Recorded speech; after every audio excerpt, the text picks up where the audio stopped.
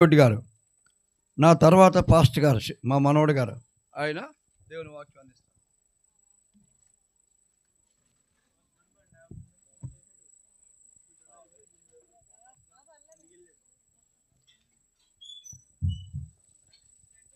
దేవుని నామానికి మహిమ కలుగును గాక.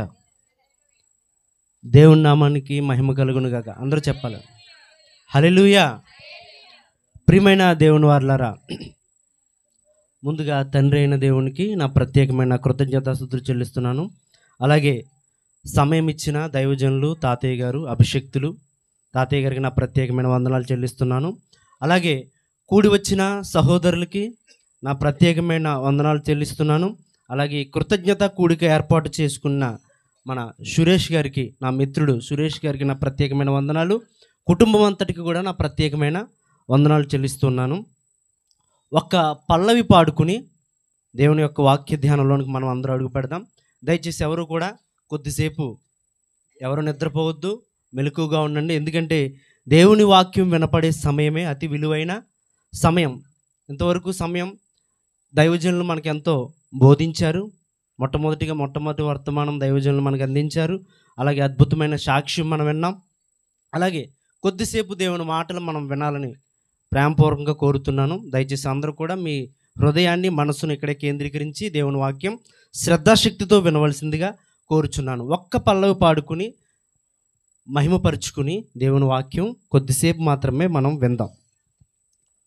గర్భఫలం దేవుడిచ్చు బహుమానం. గర్భఫలం ఏంటంటే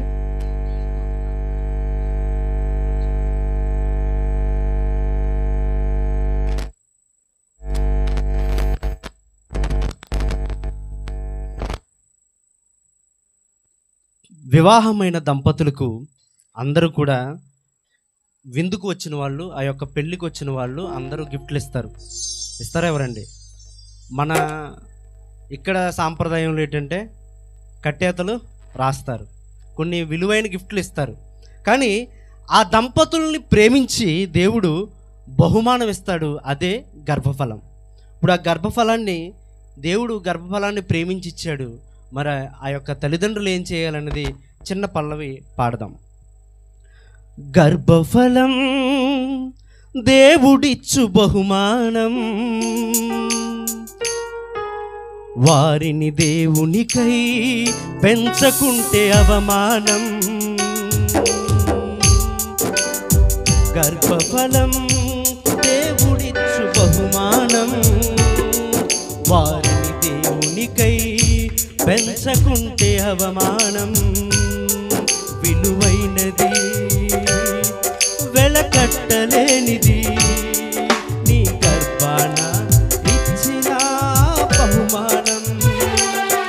విలువైనది వెలకట్టలేనిది నీ గర్భాన ఇచ్చిన బహుమానం. గర్భఫలం దేవుడిచ్చు బహుమానం, వారిని దేవునికై పెంచకుంటే అవమానం.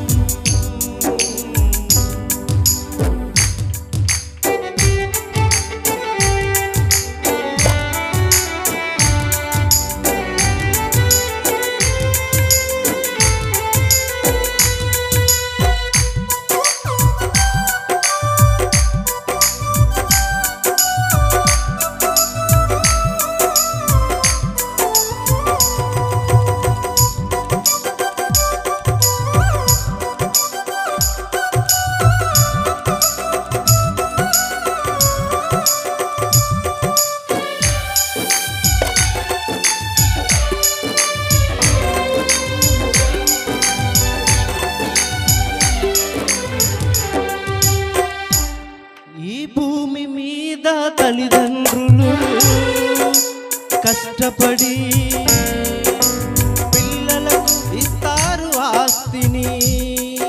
ఈ భూమి మీద తల్లిదండ్రులు కష్టపడి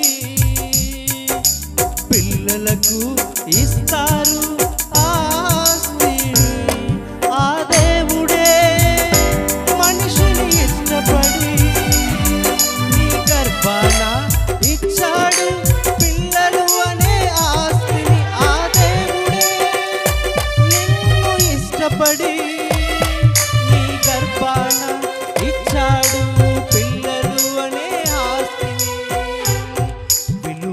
విలువైనది, వెలకట్టలేనిది. హల్లెలూయా. దేవుని నామానికి మహిమ కలుగును గాక.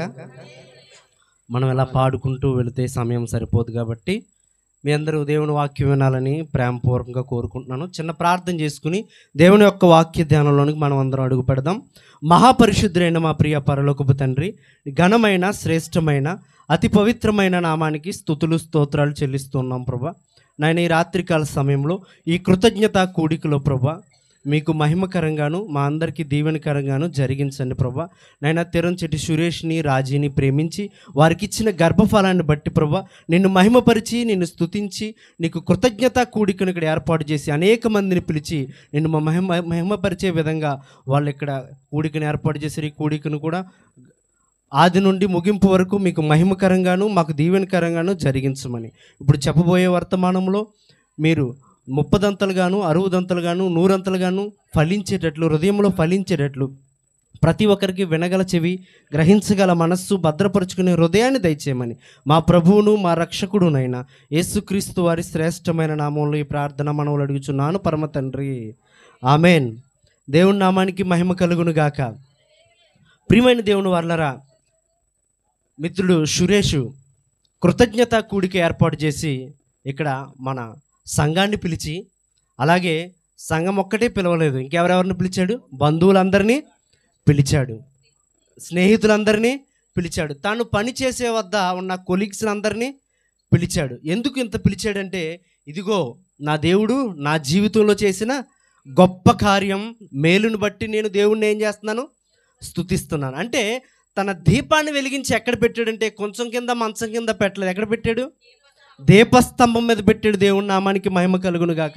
ఎందుకంటే ప్రియమైన దేవుని వారలారా, ఈ రోజుల్లో నేను చాలా చోట్ల చూస్తున్నాను, క్రైస్తవులు అనేటి వారు ఎలా ఉన్నారంటే, మేము క్రీస్తుని నమ్ముకున్నామంటే జనం సిగ్గుపడాలేమో, అవమానపడాలేమో అనుకునే రోజులు ఉన్న కాలంలో సురేష్ ఏం చేశాడు తెలుసా? నేను నా దేవుణ్ణి స్తుతించడానికే నేను ఈ జీవితాన్ని ఉన్నాను. నాకు మేలు జరిగినా పర్వాలేదు, కీడు జరిగినా, ఏం జరిగినా పర్వాలేదు, నేను మాత్రం ప్రతి విషయంలోనూ నేను దేవునికి ఏం చెల్లిస్తాను? కృతజ్ఞతల స్తుతులు చెల్లిస్తాను. ఇదిగో ఇక్కడ ఉన్న ప్రతి ఒక్కరికి దేవుని స్వార్థను ప్రకటిస్తున్నాడు. ఈ విధంగా దేవుడు నా జీవితంలో గొప్ప మేలు చేశాడు, గొప్ప శుభకార్యం చేశాడు, గొప్ప అద్భుతాన్ని చేశాడు. నిజమే, అబ్రహాము గారు ఉన్నారు. అబ్రహాము గారు 100 సంవత్సరాల వయసులో, తనకి ఇక ముసలితనం వచ్చేసిన వయసులో, నీ కౌగిట ఒక బిడ్డ ఉంటాడు, మరుసటి ఏటికి నీ కౌగిట ఒక బిడ్డ ఉంటాడు అనగానే అబ్రహాం ఏం చేశాడు? అతన్ని, దేవుణ్ణి నమ్మాడు. అబ్రహాము దేవుణ్ణి నమ్మెను, అది అతనికి నీతిగా ఎంచబడిను. నిజమే, సురేష్ నా జీవితంలో పెళ్ళి అవుతుంది, నాకు మంచి భార్య వస్తుంది, నేను మంచి పన్నంటి బిడ్డని కంటాను, ఈ రోజున ఈ సమయంలో మంచి సాక్ష్యం నీ కొరకు నేను చెబుతాను అని ఎప్పుడు విశ్వసించాడు? దేవుళ్ళలోకి వచ్చినప్పుడే అతను ఏం చేశాడు? విశ్వసించాడు. దేవుని నామానికి మహిమ కలుగును గాక. ఎందుకంటే ఈ భూమి మీద ఏ మనుషుడు ఏది పొందుకోవాలని ఎక్కడి నుంచి వస్తుంది? పరలోకం నుండి మాత్రమే వస్తుంది. ఇక్కడ మనం అనుకుంటే ఏది జరగదు.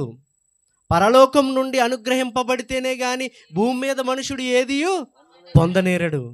నిజమే, ప్రసంగి గ్రంథంలో ఉంటుంది, ఆయన సెలవు లేక భోజనము చేసి తృప్తి పొందుట అసాధ్యం. అంటే ఆయన సెలవు లేకట భోజనము చేయలేరట, తృప్తి పొందలేరట. చూసారా? నిజమే, ఇది క్రైస్తవులు అనే మాట కాదండి, హిందువులు కూడా ఈ మాట వాడతారు. ఎక్కడో తెలుసా? శివుడాజ్ఞ లేనిదే చీమైనా కొట్టదు. విన్నారు ఎప్పుడైనా మీరు ఆ మాట? అంటే వాళ్ళు విశ్వసించేవారైనా సరే ఈ మాటను ఖచ్చితంగా ఏం చేస్తారు? యాక్సెప్ట్ చేస్తారు. అలాగే ముస్లిమ్స్ కూడా ఏమంటారంటే, అల్లా దయలేనిదే మేము ఈ లోకంలో బ్రతకలేము. నేను అంటున్నాను దేవుణ్ణి, ఆయన సెలవు లేక ఈ భూమి మీద భోజనము చేసి తృప్తి పొందుట అసాధ్యము. దేవుడు అంటున్నాడు, ఆశగల ప్రాణమును తృప్తిపరచును. నిజమే, నువ్వు ఆశగా ఉంటే, నువ్వు నిజంగా దేవుని కొరకు యథార్థంగా బ్రతికేవాడు అయితే నీకు దాచి ఉంచిన మేలు ఎంతో గొప్పది. ఎపిస్తీలు పత్రికలో అంటాడు, మీరు ఊహించు వాటికంటేను అత్యధికముగా ఆశీర్వదించు దేవుడునై ఉన్నాడు. ఊహించుండరు. ఎవరు కూడా ఊహించలేనివి దేవుడు చేస్తాడు. అందుకే అన్నాడు, నీవిస్తేనే ఏదైనా మేమనుభవించేది, నీ చేతి నుండే అన్ని పొందేది. నీవిస్తేనే ఏదైనా మేమనుభవించేది, నీ చేతి నుండే అన్ని పొందేది. నీ ఆశీర్వాదమే ఐశ్వర్యమిచ్చేది, నీ ఆశీర్వాదమే ఐశ్వర్యమిచ్చేది, మాకు జీవం ఘనత తెచ్చేది, మాకు జీవం ఘనత తెచ్చేది. నీవిస్తేనే యేసు, నీవిస్తేనే ఏదైనా మేమనుభవించేది, నీ చేతి నుండే అన్ని పొందేది. నీవిస్తేనే ఏదైనా మేమనుభవించేది, నీ చేతి నుండే అన్ని పొందేది. హల్లెలూయా. ప్రియమైన దేవుని వారలారా, బైబిల్లో నుండి ఒక మాటను మనం తీసుకున్నట్లయితే దెస్సలోనికి రాసిన పత్రిక, దెస్సలోనికీయులకు రాసిన మొదటి పత్రిక 5వ అధ్యాయము 18వ వచనం.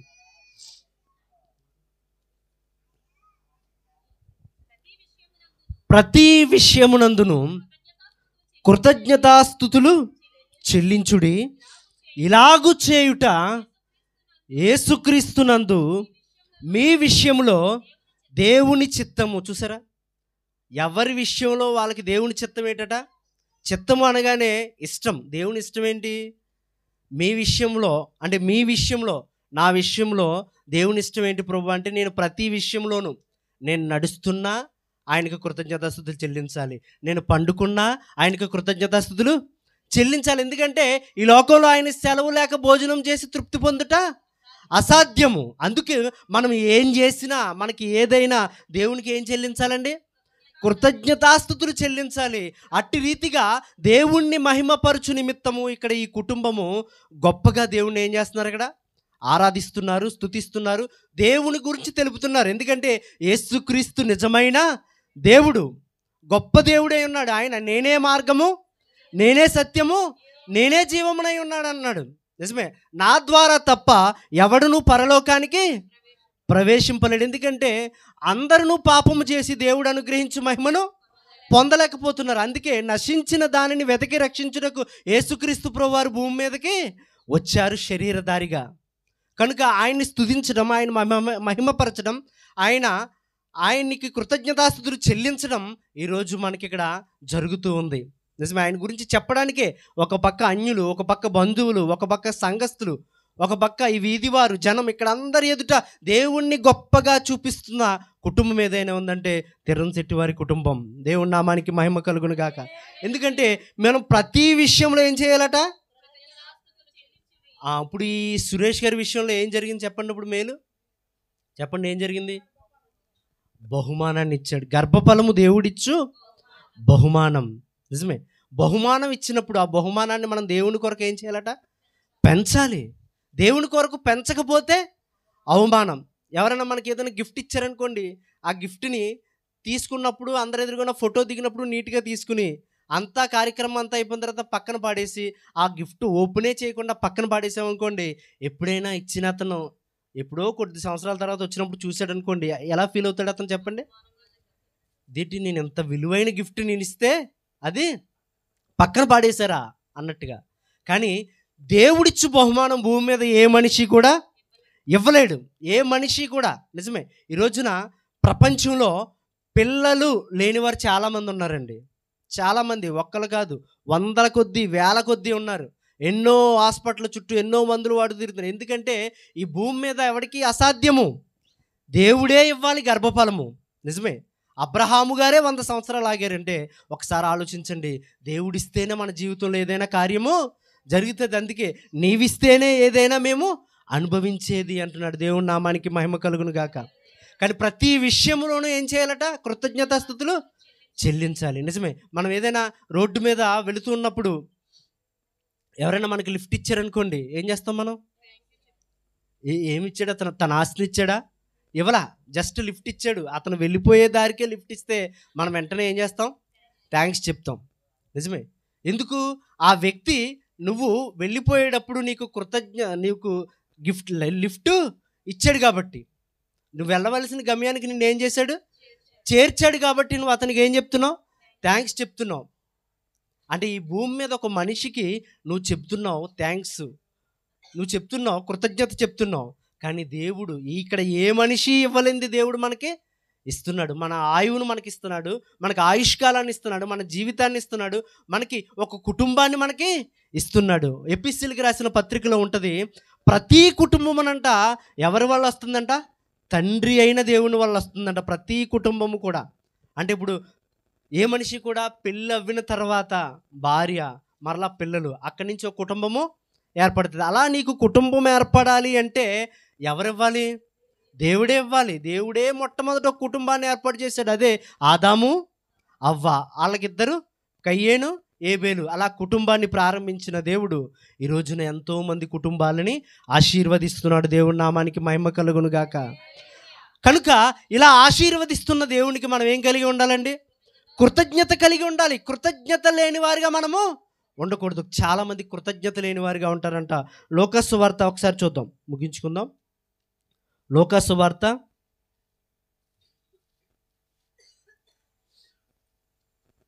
6వ అధ్యాయము 35వ వచనం.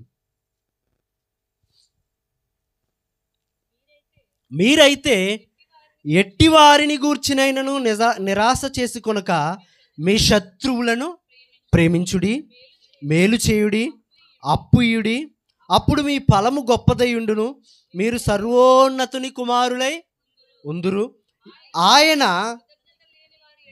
ఎవరి ఎడలండి, దేవుడు కృతజ్ఞత లేని వారి ఎడలను, దుష్టుల ఎడలను, అది దేవుడి లక్షణం ఏది తెలుసా, ఆయన కృతజ్ఞత లేని వారి ఎడలను, దుష్టుడి ఎడలను ఆయన ఏమన్నాడట, ఉపకారి అయి ఉన్నాడు. యెహోవా అందరికీ ఉపకారి. నిజమే, నువ్వు దేవుణ్ణి నమ్మకపోవచ్చు ప్రియ సహోదరి సహోదరుడా, నా బంధువులారా స్నేహితులారా, మీరు దేవుణ్ణి ఒకవేళ నమ్మకపోవచ్చు, కానీ నీ పట్ల కూడా ఆయన ఏమై ఉన్నాడు, ఉపకారి అయి ఉన్నాడు. ఆయన నీతిమంతుల మీద అనీతిమంతుల మీద ఏం కురిపిస్తున్నాడు, వర్షాన్ని కురిపిస్తున్నాడు. చెడ్డవారి మీద కురిపించనంటలా, అందరికీ ధారాళంగా అందరికీ సమానంగా దేవుడిస్తున్నాడు. అందరికీ సూర్యుడు సమానం, వర్షం సమానం, ఆకాశం సమానం, అన్నీ సమానంగా ఇస్తున్నాడు. ఎందుకు, ఆయన కృతజ్ఞత లేని వారి ఎడల కూడా ఏం కలిగి ఉన్నాడట, ఉపకారి అయి ఉన్నాడు. ఇప్పుడు ఆయన ఆ లక్షణాన్ని కలిగి ఉన్న మనము ఏం చేయాలి, మనము కూడా ఏం కలిగి ఉండాలి, కృతజ్ఞత కలిగి ఉండాలి. ఎందుకు కలిగి ఉండాలి, ఈ భూమి మీద మనం ఒక చిన్న మనిషికి ఏం కలిగి ఉన్నాం, మనం కృతజ్ఞత కలిగి ఉన్నాం. నువ్వు రోడ్డు అంట నడిచి వెళ్తున్నావు, రోడ్డు అంట నడిచి వెళ్ళిపోతున్నప్పుడు నీ జేబులో ఫోన్ పడిపోయింది. ఏం పడిపోయిందండి, ఫోన్ పడిపోయింది. ఫోన్ పడిపోయిన వెంటనే ఒక వ్యక్తి వచ్చి ఆ ఫోను తీసి, అండి ఫోన్ పడిపోయిందండి మీదేనా ఇదని ఇచ్చాడు అనుకోండి, మీరు వెంటనే ఏం చెప్తారు అతనికి, అయ్యి బాబు చాలా థ్యాంక్స్ అండి బాబు, అది నాకు గుండెకాయ అండి బాబు, ఎందుకంటే నాకు గుండెకాయ మీద ఉండే గుండెకాయ అండి అంటారు. అవునా, ఎందుకంటే ఇప్పుడు అందరికీ గుండెకాయ ఏది, ఫోనే. ఫోన్ లేకుండా ఎవరు ఉండట్లా, అందరూ ఈ జేబులో పెట్టుకుంటారు. జేబు వెనకాల గుండెకాయ ఉంటుంది, దానిపైన ఏముంటుంది, ఫోన్ ఉంటుంది. అదే ఇందులో అన్నీ ఇందులోనే ఉన్నాయండి. నాకు కావలసిన ఇంపార్టెంట్ మెటీరియల్ అంతా ఎందులో ఉంది ఇప్పుడు, ఫోన్లో ఉంది. ఫోన్లోనే ఇల్లు ఉంది, ఫోన్లోనే భార్య, ఆ పిల్లల ఫోటోలు అన్నీ ఫోన్లోనే ఉంటాయి. అది పోతే అన్నీ సర్వము కోల్పోయినట్టే. తను ఎక్కడ ఉన్నాడు, కమ్యూనికేషన్ మొత్తం కోల్పోతున్నాడు.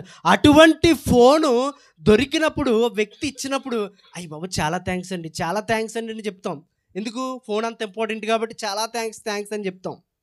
అవును కదండి. అంటే ఈ భూమి మీద మాత్రమే ఉపయోగపడే ఒక చిన్న ఫోన్కే మనం కృతజ్ఞత చెప్తున్నప్పుడు, అంతకంటే విలువైనది, అంతకంటే వెనకట్టలేనిది మనకేమిస్తున్నాడు దేవుడు, జీవితాన్ని ఇస్తున్నాడు, రక్షణ ఇస్తున్నాడు, రక్షణ భాగ్యాన్ని మనకి ఇస్తున్నాడు, మనకి పరిశుద్ధత అనే ట్యాగ్ని ఇస్తున్నాడు, మనకి జీవితంలో కుటుంబంలో ఎంతో ఆశీర్వాదాన్ని ఇస్తున్నాడు, మేలుని ఇస్తున్నాడు, మనం నడిపిస్తున్నాడు. మనం నిద్రపోయి మరలా తెల్లవారుజామున లేస్తున్నామంటే అది కేవలం ఆయన కృప. నిజమే కదా, నీకు నువ్వుగా మెలకు వస్తుంది తప్ప నిన్ను ఎవరు ఏం చేయలేరు, లేపలేరు. ఎందుకు, దేవుడే నేను లేపాలి. ఎందుకంటే నువ్వు నిద్రలోకి వెళ్ళిపోయిన తర్వాత అంతా ఇంకా ఏమీ తెలియదు మనకి. నిద్రలోకి వెళ్ళిపోయిన తర్వాత దేవుడే మనల్ని లేపాలి. అందుకే చెప్తున్నాడు, ఆయన సెలవు లేక భోజనం చేసి తృప్తి పొందుట అసాధ్యము. అటువంటి భూమి మీద ఒక మనిషికే మనం ఎంత కృతజ్ఞత కలిగి ఉంటే దేవునికి ఇంకెంత కృతజ్ఞత కలిగి ఉండాలో ఒక్కసారి ఆలోచన చేయండి ప్రియమైన దేవుని వర్లరా. అవునా కదా, ఒక్కసారి ఆలోచన చేయండి. భూమి మీద నిజంగా మనము రోడ్డు మీద వెళ్ళేటప్పుడు చూడండి, ఇందాక కృతజ్ఞత కలిగి ఉన్న ఒక మనిషికి అదే కృతజ్ఞత ఇంకా కొంచెం ఎక్కువ ఉండే ఒక ఇన్సిడెంట్ ఒకటి చెప్తాను, జాగ్రత్తగా వినండి. రోడ్డు మీద మనం వెళ్తున్నాం, వెళ్ళినప్పుడు పడిపోయాం, బైక్ మించి పడిపోయాం అనుకోండి. పడిపోయిన తర్వాత ఒక వ్యక్తి వచ్చి లేపాడు అనుకో, ఒక వ్యక్తి వచ్చి నిలబెడితే మనల్ని, అతనికి ఏం చెప్తాం మనం? థ్యాంక్స్ అండి, నిజంగా నేను లెగలేకపోతున్నాను, నేను యాక్సిడెంట్ జరిగి లెగలేకపోతున్నాను, చాలా థ్యాంక్స్ అండి అని చెప్తాం. అలా కాకుండా అదే వ్యక్తి లేపడమే కాకుండా హాస్పిటల్కి కూడా తీసుకెళ్తే ఇంకేం చెప్తాం? అయ్యి బాబు చాలా థ్యాంక్స్ అండి అని చెప్తాం. ఒకసారి ఆలోచించండి. ఇంకా కృతజ్ఞతలు ఇంకా పెంచాలంటే ఇంకేం చేయాలి? అతను చాలా చాలా థ్యాంక్స్ అని చెప్పాలంటే ఏం చేయాలి చెప్పండి? ఆయన రక్తం పోతే రక్తం కూడా ఇచ్చేసి బిల్లు కూడా కట్టేస్తే అయ్యి బాబు ఇంకా ఆ వ్యక్తిని మనం ఎప్పటికీ ఏం చేయలేము, మర్చిపోలేము. ఎందుకంటే మన ప్రాణాన్ని కాపాడాడని. నిజమే. అని అతన్ని, నిన్ను, నీ తల్లి, నీ తండ్రిని, అందరినీ కాపాడేది ఎవరు? దేవాది దేవుడు. దేవుడు అంటున్నాడు, నిన్ను కాపాడు వాడు కునుకడు నిద్రపోడు. మనం హాయిగా నిద్రపోతున్నాం, ఆయన మాత్రం కునుకడు నిద్రపోడు. అటువంటి దేవునికి మనం ఎల్లప్పుడూ ఏం కలిగి ఉండాలట? కృతజ్ఞత కలిగి ఉండాలి. దేవుని నామానికి మహిమ కలుగును గాక. మంచిది, వాళ్ళు కృతజ్ఞత కలిగి ఉంటారు. నాకు సురేష్ గురించి నాకు బాగా తెలుసు, ఎందుకంటే నాకు చిన్నప్పటి నుంచి తెలుసు అతను. ఎందుకంటే నేను ఆ అబ్బాయి కలిసి చదువుకున్నాం, వెళ్ళాం, స్కూల్కి వెళ్ళాం, మేము ఈ పెనికేరు స్కూల్లో చదువుకున్నాం కలిసి. నాకు చిన్నప్పటి నుంచి తెలుసు. దేవుళ్ళలోకి వచ్చిన తర్వాత మరింత ఆత్మీయంగా ఎదుగుతున్న బిడ్డ. ఏదైనా సలహా అడుగుతాడు, ఏదైనా డౌట్ వస్తే ఏదైనా అడుగుతాడు. సంఘంలో ముందుండి నడిచే బిడ్డ, సంఘ పెద్దగా పిలువబడే బిడ్డ సురేష్. అటువంటి సురేష్ మనకి కృతజ్ఞత కూడికి ఏర్పాటు చేసి దేవుని గురించి ఇంత స్పష్టంగా దేవుని గురించి మీకు తెలియజేస్తున్నాడు. ఇప్పుడు ఆ తల్లిదండ్రులకు చిన్న మాటలు చూపించి నేను ముగిస్తాను. ఎపిసిలకు రాసిన పత్రిక 6వ అధ్యాయము మొదటి నుంచి చదువుదాం ఒకసారి. పిల్లలారా, ప్రభువునందు మీ తల్లిదండ్రులకు విధేయులై ఉండుడి, ఇది ధర్మమే. నీకు మేలు కలుగునట్లు నీ తల్లిని నీ తండ్రిని సన్మానించుము, అప్పుడు నీవు భూమి మీద దీర్ఘాయుష్మంతుడువు అగుదువు. ఇది వాగ్దానములో కూడిన ఆజ్ఞలలో మొదటిది. నిజమే, ఆ దేవుడు వాగ్దానం చేస్తున్నాడంట, ఈ ఆజ్ఞ కూడా నీకు మొదటి ఆజ్ఞగా ఇస్తున్నాడట. నిజమే. తర్వాత చదవండి. తండ్రులారా, మీ పిల్లలకు కోపము రేపక ప్రభు యొక్క శిక్షలోను బోధలోను వారిని పెంచుడి.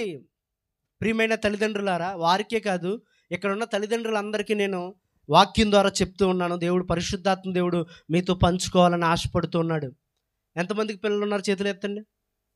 అందరూ దేవుళ్ళు పెంచుతున్నారా? వాళ్ళు క్రైస్తవులు కాని వారు వదిలేండి, వాళ్ళ ఇష్టం, అది మనం ఏం చేయలేం. క్రైస్తవులమైన మనము, దేవుణ్ణి తెలుసుకున్న మనము, దేవుణ్ణి ఎరిగిన మనము మన పిల్లల్ని దేవుళ్ళో పెంచుతున్నామా? దేవుడు ఎందుకు ఇస్తున్నాడో తెలుసా? మన గర్భఫలాలు తన బిడ్డల్ని మీకు ఎలా ఇస్తున్నాడు? మీ బిడ్డలకి ఇస్తున్నాడు. అంటే భూమి మీదకి పంపించే ప్రాసెస్ ఏంటంటే నీ గర్భం ద్వారా రావాలని దేవుడి కోరిక. ఎప్పుడు అనాది సంకల్పంలోనే ఆయన కోరిక. ఆయనకి ఇంకా మనం ఎలా ఉంటామో ముందే రూపుదిద్దుకోక ముందే ఎప్పుడున్నాడని మనం ఎప్పుడున్నామో తెలుసండి? జగత్తు పునాది వేయబడక మునిపే మనము ఉన్నామంట.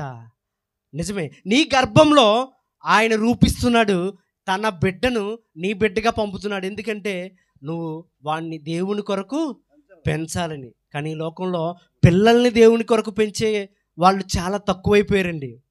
నిజమే. ఎందుకంటే లోకం తీరు మొత్తం మారిపోయింది, లోకం మొత్తం, సమాజం మొత్తం మారిపోయింది. సమాజంలో ఏం జరుగుతుందో పరిస్థితులు తెలియట్లేదు. హైదరాబాద్లో 8th క్లాస్ చదివే కుర్రాడు ఏం చేశాడో తెలుసా? పక్క బిల్డింగ్ నుంచి ఇంకో పక్క బిల్డింగ్కి దూకి అక్కడ 6వ తరగతి చదువుతున్న బాలికను కసకస పొడిచి చంపేశాడండి. ఆ వయసు ఏంటి? వాడు చేసిన పని ఏంటి? ఎందుకురా అంటే వాడు ఫోన్లో ఏదో గేమ్స్ ఉన్నాయంట, అవన్నీ చూస్తూ అయ్యో టాస్క్లు అయ్యో చేస్తూ మొత్తం బ్రెయిన్ మొత్తం ఏం చేసుకున్నాడు? అతను పాడు చేసుకున్నాడు. అలా ఇంకా ఎంతోమంది యువతరం మొత్తం పాడైపోతుంది. నిజమే. ప్రియమైన దేవుని వల్ల 8th క్లాస్ చదివే అమ్మాయి ఫోన్ కొనివ్వలేదని సూసైడ్ చేసుకోవడం ఏంటి? పిల్లలు ఎందుకు ఇలా తయారవుతున్నారని ఒక్కసారి ఆలోచించినట్లయితే, నేను ఇంకా మీకు అన్నీ చెప్పట్లేదు కానీ చాలా ఉన్నాయి. పిల్లలు మొత్తం, సమాజం మొత్తం ఏమైపోతుంది? పాడైపోతుంది, చెడిపోతుంది. ఇందాక దైవజనులు చెప్పారు, భూలోకమును చూడగా నరులు చెడుతనం ఏమైందట, విస్తరించిందంట. ఆయనకి కోపం రేగిపోయింది, అందుకే జలప్రలయం రప్పించాడు. ఈ రోజును కూడా చూస్తున్నాడు. నేనేమో తెల్లటి కాగితాన్ని మీకు ఇస్తుంటే మీరు దాని మీద ఎన్నో పిచ్చి గీతలు పెడుతున్నారని ఆలోచిస్తున్నాడు. దేవుడు నరులను యథార్థవంతులుగా పుట్టిస్తున్నాడు. పుట్టుకతో పాపం లేదు మనిషికి. పుట్టినప్పుడు యథార్థవంతులు. పసిపిల్లను తీసుకుందా, పసిపిల్లను చూపించాం. అద్విక, ఏం పేరు అమ్మాయి పేరు? అద్విక శ్రీలక్ష్మి అన్న అమ్మాయిని మీకు చూపించాం. చూసారా? ఆ అమ్మాయి పాపాత్మురాలని ఎవరంటారా? అనరు. ఎందుకు? పుట్టుకతో ఎలా ఉంది ఆవిడ? పరిశుద్ధం. అందుకే పసిపిల్లలు ఎవరితో సమానం అని చెప్తారు? దేవుళ్ళలో అపవిత్రత లేదు, పసిపిల్లల్లో కూడా అపవిత్రత. కానీ నువ్వు పెంచే సమయంలో ఏం చేస్తున్నావు తెలుసా? అపవిత్రత వారికి నేర్పిస్తున్నావు. నువ్వు సమాజంలో ఎలా బ్రతకాలో మనం పిల్లలకి ఏం చేయాలట? నేర్పాలి. అందుకే చెప్తున్నాడు, తండ్రులారా మీ పిల్లలకు కోపము రేపక ప్రభు యొక్క శిక్షలోను. ఇప్పుడు ఆ తల్లిదండ్రులే కానీ మీ తల్లిదండ్రులే కానీ ఏ శిక్షలో పెంచాలట? ప్రభు యొక్క శిక్షలో. ఈ వీధిలో ఒక కుటుంబం ఉంది, గోప్ మేరీ గారి కుటుంబం. వాళ్ళ పిల్లలు చిన్నప్పుడు ఎలా ఉన్నారో తెలియదు, చిన్నప్పుడు అల్లరి చేసినా కానీ ఇప్పుడైతే దేవుళ్ళు ఎదుగుతున్నారు. ఇప్పుడైతే ఎలా ఎదుగుతున్నారు? వాళ్ళు దేవుళ్ళు ఎదుగుతున్నారు. అన్నయ్య పలానా డౌట్ అన్నయ్య అని ఫోన్ చేస్తున్నారు వాళ్ళు. నిజమే, బైబిల్లో నుంచి ప్రతి డౌట్ అడుగుతున్నారంటే దేవుళ్ళు ఎతకడానికి ఇంకా ప్రయత్నం చేస్తున్నారు. దేవుని నామానికి మహిమ కలుగును గాక. నేను వారిని బట్టి చాలా సంతోషిస్తున్నాను. అలాగే హర్షవర్ధన్ కూడా చాలాసార్లు నాకు ఫోన్ చేస్తూ ఉంటాడు, అన్నయ్య ఇది చేస్తే కరెక్టా, ఈ స్టేటస్ పెడితే కరెక్టా కాదా అని అడుగుతూ ఉంటాడు. నిజమే, ఎందుకు ఆలోచిస్తున్నారు వాళ్ళు? వాళ్ళ మామయ్య కూడా హర్షవర్ధన్ ఏం చేస్తున్నాడు? దేవుళ్ళలోనే పెంచుతున్నాడు. ఒక్కసారి అల్లరి చిల్లరగా బయటికి వెళ్ళాడు, వాళ్ళ మామయ్య ఏం చేయడు? ఊరుకోడు. అంటే వాళ్ళ మేనల్ని ఎలా పెంచాడంటే, వాళ్ళ మేనల్కి అలా చెప్తున్నాడంటే వారి బిడ్డను ఎలా పెంచుతాడో మనకి తెలుసు. ప్రియమైన దేవుని వాళ్ళరా, ఎందుకంటే తండ్రులారా మీ పిల్లలకు కోపము రేపక ప్రభు యొక్క శిక్షలో, బోధలో పెంచాలండి. ప్రభు యొక్క శిక్షలో. ఆ బోధ ఎక్కడ దొరుకుద్ది? లోకంలో దొరకదు. లోకంలో నువ్వు ఎన్ని చోట్లకి వెళ్ళినా దొరకదు. అక్కడ అసభ్యత, అంత అసంగీకారం, అన్నీ అంత వేస్ట్ అంతా ఉంటుంది తప్ప లోకంలో దేవుని దగ్గర మాత్రమే స్వచ్ఛమైన వాక్యం ఉంటుంది. ఆ వాక్యం అనే పాలను అపేక్షించుడి అన్నాడు. ఆ పాలతో పెంచాలి. దేవుని నామానికి మహిమ కలుగును గాక. అసలు పిల్లల్ని ఎలా పెంచాలో తెలుసా? ద్వితీయోపదేశ కాండము చివరి మాట చూసుకుని ముగించుకుందాం. ఎప్పుడు చదువుకునే మాటే. ద్వితీయోపదేశ కాండము 6వ అధ్యాయము 6వ వచనం. ప్రతి ఒక్కరు బైబిల్ తీయండి, దేవుని వాక్యం చూడండి ఒకసారి. పిల్లలున్న తల్లిదండ్రులు అందరూ కూడా ఈ వాక్యం వినాలి. పిల్లలున్న తల్లిదండ్రులు, త్వరలో తల్లిదండ్రులు కాబోతున్న తల్లిదండ్రులు అందరూ కూడా ఈ మాటను చాలా జాగ్రత్తగా వినండి. ఈ సమాజం పట్ల ఒకసారి ఆలోచన, అవగాహన కలిగించాలని ఈ వాక్యం మీతో పరిశుద్ధాత్మ దేవుడు మీతో పంచుకుంటున్నాడు. ద్వితీయోపదేశకాండము 6వ అధ్యాయము 6వ వచనం. నేడు నేను నీకు ఆజ్ఞాపించు ఈ మాటలు నీ హృదయములో ఉండవలను. చూసారా? మా పిల్లలకి ఏదైనా ఒక మాట చెప్పాను అనుకోండి, ఎక్కడ ఉండిపోద్ది తెలుసా? హృదయంలో ఉండిపోద్ది. అది ఒక కొన్ని రోజుల తర్వాత ఆ మాట అడిగిన వాళ్ళు ఏం చేస్తున్నారంటే తిరిగి చెప్తున్నారు, డాడీ ఇది ఇలా చేయొచ్చా, డాడీ ఇది ఇలా చేయకూడదా? చూసారు? అలా అడిగితే ఏ తండ్రికైనా ఎలా ఉంటుంది? చాలా ఆనందం, చాలా సంతోషం. ఇదేంటి ఈ బిడ్డ ఎంతలా ఆలోచిస్తున్నాడా? అలా ఆలోచించాలంటే నువ్వు వాక్యం దగ్గర నీ బిడ్డను ఏం చేయాలి? కట్టిపడేయాలి. దేవుని నామానికి మహిమ కలుగును గాక. నిజమే, నేడు నేను నీకు ఆజ్ఞాపించు ఈ మాటలు నీ హృదయములో ఉండవలెను, నీవు నీ కుమారులకు వాటిని అభ్యసింపజేయడం అంటే ఏంటో తెలుసా? నేర్పించాలి. స్కూల్లో పిల్లలకి పాఠాలు ఎలా నేర్పిస్తారో దేవుని మాటలు కూడా నీవే నేర్పించాలి. ఎందుకంటే నీవే తొలి గురువు అని చెప్తుంది బైబిల్. ఎవరట తొలి గురువు?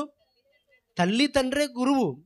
తల్లిదండ్రులు ఏం చేస్తారో అది చూసే పిల్లల్ని కూడా అదే చేస్తారు. నీకు ఇచ్చిన గర్భఫలము, నీకు ఇచ్చిన బహుమానము, నువ్వేంటో నీ పిల్లలు అదే. నీ పిల్లలు పలానా ప్రవర్తిస్తున్నారంటే అది ఎవరైనా అర్థం చెప్పాలి? తల్లిదండ్రులు.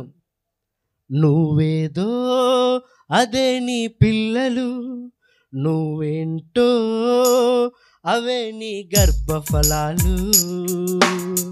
నువ్వేదో అదే నీ పిల్లలు, నువ్వేంటో అవే నీ గర్భఫలాలు. బహుమానాలు దేవునివైనా హల్లెలూయా. మంచి పాట ఉంటుంది, మరొక సమయం వచ్చినప్పుడు మరొకసారి పాడదాం. అయితే మనమేంటో అదే మన పిల్లలు. ఇక్కడ ఈ మాట చదువుకుని ముగించుకుందాం. వాటిని అభ్యసింపజేసి నీ ఇంట కూర్చున్నప్పుడు, ఇప్పుడు ఆ బిడ్డ ఎదుగుతుంది. అద్విక ఏమవుతుంది? మా అమ్మాయి పేరు అద్విత, వాళ్ళ అమ్మాయి పేరు ఏం పేరు? అద్విక. ఒక అక్షరం తేడా అంతే. అద్విత, అద్విక. ఇప్పుడు ఆ అమ్మాయి కొద్ది రోజులకి, కొద్ది నెలలకి ఏం చేస్తుందంటే పాకడం ప్రారంభిస్తుంది. పాకినప్పుడు ఏం చేయాలి? నాన్న, మన దేవుడు గొప్ప దేవుడు, మన దేవుడు సజీవుడు, నీవు ఇలా వచ్చావో తెలుసా అని దేవుని మాటలు ఆ అమ్మాయికి ఏం చేయాలి? ఆ పాపకి అభ్యసింపచేయాలి. A for Almighty, B for Bible, ఇలాగ ప్రతి మాటలు, శ్రీ ఫర్ క్రైస్ట్, ఇలాగా ప్రతి మాటలు వాళ్ళకి ఏం చేయాలంటే అభ్యసింపజేసి నీ ఇంట కూర్చున్నప్పుడు, త్రోవను నడిచినప్పుడు, పండుకున్నప్పుడు తల్లి ఏం చేయాలో తెలుసా? ఏదో చేప కథలు, కాకమ్మ కథలు, పేదరాశి పెద్దమ్మ కథలు చెప్పడం కాదు. నేను చెప్పాలి, తల్లి దేవుని గురించి జ్ఞానమే చెప్పి పడుకోబెట్టాలి. దేవుని గురించి జ్ఞానం చెప్పే నిద్ర లేపాలి. అప్పుడు ఎలా తయారవుతారంటే, దేవుడు బలవంతుని చేతిలోని బాణములులా తయారవుతారు. దేవుని నామానికి మహిమ కలుగును గాక. బలవంతుని చేతిలో బాణం ఎలా ఉంటుంది? ఒక్కసారి బలవంతుడి చేతిలో బాణం ఇచ్చి వేసామనుకోండి, ఆ బాణం ఎలా అవుతుంది? కరెక్ట్గా గమ్యం ఎక్కడుందో అక్కడికి వెళ్ళి గుచ్చుకుంటుంది. అదే ఓ ముసలివాడి చేతికి బాణం ఇచ్చామనుకోండి, ఎదురుగుండా ఉన్న గమ్యం మీద కాకుండా పక్కోడి మీదకి ఏం చేస్తాడు? ఆ బాణము వేసేస్తాడు. అవునా కదా? అందుకే మనం పిల్లల్ని ఎలా పెంచాలట? కూర్చున్నప్పుడు, నుంచున్నప్పుడు, పండుకునినప్పుడు, లేచినప్పుడు వాటిని గూర్చి మాట్లాడవలెను. సూచనగా అది నీ చేతికి కట్టుకొనవలెను. అవి నీ కన్నుల నడుమ బాసికము వలె ఉండవలెను. నీ ఇంటి ద్వారబంధముల మీద, నీ గౌనుల మీద వాటిని రాయవలెను. చూసారా దేవుని వాక్యం ఎంత స్పష్టంగా మనకి సెలవిస్తుందో. ఏమండి, చాలామంది చెప్తారు, నా బిడ్డ మాట వింటలేదండి, పాడైపోతున్నాడు, నా బిడ్డ మాట వింటలేదు, నా బిడ్డ మాట వింటలేదని చెప్తున్నారనుకోండి. దాని అర్థం ఏంటి? నువ్వే. తొలి గురువు ఎవరు? నువ్వే. ఇప్పుడైనా నువ్వు దేవుళ్ళలో పెంచితేనే నీ బిడ్డ ఏం చేస్తాడు? మాట వింటాడు. దేవుళ్ళలో పెంచకపోతే ఎప్పటికీ ఆ బిడ్డ మాట వినడు. బిడ్డలే కాదండి, మనమే దేవుని సన్నిధికి కొన్ని వారాలు మానేయండి, ఏమవుతుందో తెలుసా? దేవునికి పూర్తిగా దూరం అయిపోతాం. అందుకే మనం ఎల్లప్పుడూ దేవునికి దగ్గరగా, దేవునికి సన్నిధికి దగ్గరగా, దేవునికి దగ్గరగా ఉండాలని బైబిల్ ఎప్పుడు కోరుకుంటూ ఉంటుంది. ఎలా చేయాలి? నీ ఇంటి ద్వార బంధముల మీద ఏం చేయాలట? గౌనుల మీద, మొత్తం అన్నిటి మీద వాక్యాలు రాయాలి. నిజమే. ఇంట్లో మనకి ఆ ఫోటోలు ఈ ఫోటోలు కాదండి, చుట్టూ ఏముండాలి? వాక్యాలు ఉంటే ఆ బిడ్డ అలా నడుస్తున్నప్పుడు ఈ వాక్యం చూస్తాడు, ఆ గుమ్మం దాటి అలా వెళ్తున్నప్పుడు ఆ వాక్యం చూస్తాడు. ఏంటి మా డాడీ ఇలా రాశాడు అని చూస్తూ ఉంటాడు. నీ తల్లి చెప్పు బోధను త్రోసివేయకము, నీ తండ్రిని సన్మానించుము. ఈ వాక్యాలన్నీ చూస్తున్నప్పుడు నేనేం చేయాలి? నా తల్లిదండ్రులు నా మొదటి గురువులు కాబట్టి నా తల్లిదండ్రులు ఏం చేయాలి? సన్మానించాలి. ఇది చిన్నప్పటి నుంచి నేర్పితే ఆ బిడ్డ ఎలా ఉంటాడో తెలుసా? పెద్దదేక తల్లిదండ్రులను పూజించేవాడిగా ఉంటాడు. వాటి నుంచి బాలుడు నడవలసిన త్రోవను వానికి నేర్పుము, వాడు పెద్దవాడైనప్పుడు దాని నుండి తొలగిపోడు. నిజమే. ఆ విధంగా పెంచినట్లయితే నిజంగా బిడ్డలు ఎలా తయారవుతారంటే బలవంతుని చేతిలో బాణముల్లా తయారవుతారు. కనుక ఈ కుటుంబము చాలా నిజంగా, ఈ కుటుంబం చూస్తూ ఉంటే ఒక్కొక్కళ్ళు రక్షణలోనికి వస్తుంటే ఒకసారి ఆలోచన చేయండి ఎంత బాగుందో. మొదట సురేష్ గారు వాళ్ళ నాన్నగారి కుటుంబం, తర్వాత సురేష్ గారి కుటుంబం. ఇప్పుడు సురేష్ గారి కుటుంబం బయలుదేరుతుంది. నిజమే. మొన్నటిదాకా సురేష్ ఒక్కడే వచ్చేవాడు చర్చికి, వాళ్ళ అమ్మగారు వచ్చేవారు. ఇప్పుడు కుటుంబ సమేతంగా ఏం చేస్తారు? సన్నిధికి వస్తారు. రావాలి. వస్తే దేవుని సన్నిధికి వచ్చి అలాగే దేవునిలో పెంచాలి. పెంచితేనే నీ బిడ్డలు ఎలా ఉంటారంటే బలవంతుని చేతిలో బాణములా ఉంటారు. వాళ్ళు కూడా దేవునిలో గొప్పగా ఎదుగుతారు. కనుక ఈ మాటలు ప్రతి ఒక్క హృదయంలో ఫలింపజేయునుగాక. చిన్న ప్రార్థన చేసుకుని ఇంతటితో ఈ వాక్య ధ్యానాన్ని ముగించుకుందాం. మహాపరిశుద్ధుడైన మా ప్రియ పరలోకపు తండ్రి, ఘనమైన శ్రేష్టమైన అతి పవిత్రమైన నామానికి స్తుతులు స్తోత్రాలు చెల్లిస్తున్నాం ప్రభా. నేను ఇంతవరకు నీ వాక్యం ద్వారా మాతో సూటిగా మాట్లాడారు ప్రభా. మేము ప్రతి విషయంలోనూ కృతజ్ఞత కలిగి ఉండాలని నీ వాక్యం ద్వారా సెలవిచ్చారు. అలాగే నాయనా కుమారుడు సురేష్ గారిని దీవించి, సురేష్ రాజీలను ప్రేమించి ప్రభా వాళ్ళకి గర్భఫలాన్ని ఇచ్చావు ప్రభా. నాయనా బిడ్డను అనుగ్రహించో, అద్విత అద్విక శ్రీలక్ష్మిని ఇచ్చావు ప్రభా నైనా, ఆ కుటుంబాన్ని దీవించండి, ఆశీర్వదించండి. ఆ కుటుంబం ద్వారా అనేక మందిని రక్షణలోకి నడిపించండి, కృప చూపించండి ప్రభా నైనా. బిడ్డల్ని ప్రభా మీ కొరకు మీ బోధలో పెంచేటట్టు సహాయం చేసి కృప చూపించమని, కూడి వచ్చిన సహోదరులందరినీ దీవించమని, అందరూ ఈ వాక్య ప్రకారంగా అందరి బిడ్డల్ని దేవుళ్ళలో పెంచే భాగ్యాన్ని ప్రసాదించమని మా ప్రభువును మా రక్షకుడునైనా యేసుక్రీస్తు వారి శ్రేష్టమైన నామంలో ఈ ప్రార్థన మనవులు అడిగి వేడుకొనుచున్నాం పరమ తండ్రి, ఆమెన్. దేవుని నామానికి మహిమ కలుగును గాక. ఇది కృతజ్ఞత కూడిక, తర్వాత చిన్న క్రిస్మస్ కూడా. ఏంటిది? కృతజ్ఞత కూడిక. ఎందుకంటే అద్విక శ్రీలక్ష్మి ఇప్పుడు క్రిస్మస్ టైంలో మనకి పుట్టింది. ఎప్పుడు పుట్టింది? క్రిస్మస్ సందర్భం కనుక మనం అందరం లేచి క్రిస్మస్ ఆరాధన కొద్దిసేపు చేసుకుని, క్యారల్స్ చేసుకుని మనం ఈ ఆరాధన అంతటితో ముగించుకుందాం. దేవునికి మహిమ కలుగునుగాక. ఒక్క మాటలో చెప్పాలంటే మొక్కప్పుడు వంగంది వంగదు. చిన్నప్పుడు నువ్వు గుండెల మీద కూర్చోబెట్టుకుని ఏమి నేర్పుతావో అదే పలుకుతారు. ఏమండి? ఏది నేర్పుతారో అదే పలుకుతారు. హల్లెలూయా స్తోత్రం అంటే హల్లెలూయా స్తోత్రం అంటారు.